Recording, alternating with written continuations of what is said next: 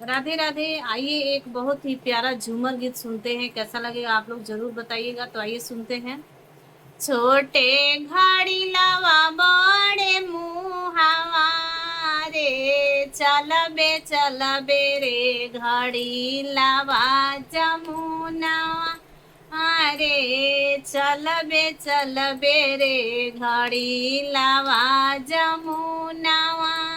रे, गैला भरिया जब चलल रे, जाड़ा पर गईले झूलनी पर हवा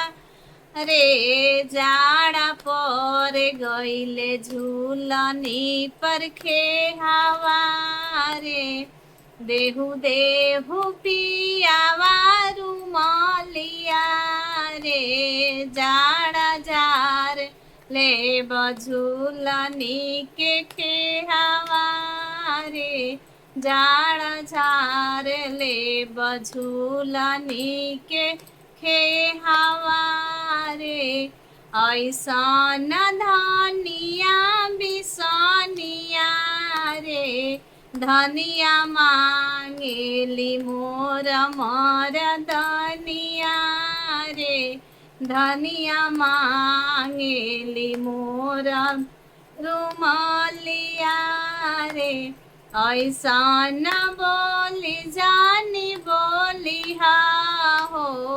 हम तया पना बाबा के दुलारी हो, हम तया पना बाबा के दुलारी हो, जाहु तू रहलू दुलारी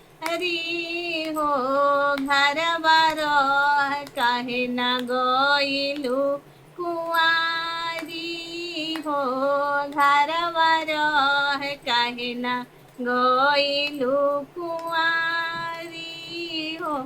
जाहु हम रहिती कुआरी हो, ताहार बोलिया नाही सहिती अंगारी हो, ताहार बोलिया नाही सहिती अंगारी हो। हेलो फ्रेंड्स, तो आइए एक और गीत सुनते हैं, झूमर ही है। कवन रंगा मोतिया कवन रंगा मुंगवा, कवन रंग ना दो तो हर भैया, कवन रंगना, कवन रंगा मोतिया कवन रंगा मुंगवा, कवन रंग ना दो तो हर भैया, कवन रंगना, लाले रंगा मोतिया सबुज रंगा मुंगवा, सावर रंगना ना दो तो हर भैया, सावर रंगना ना दो तो हर भैया, सावर रंगना, टूटी गईले मोतिया छिटाई गईले मुंगवा,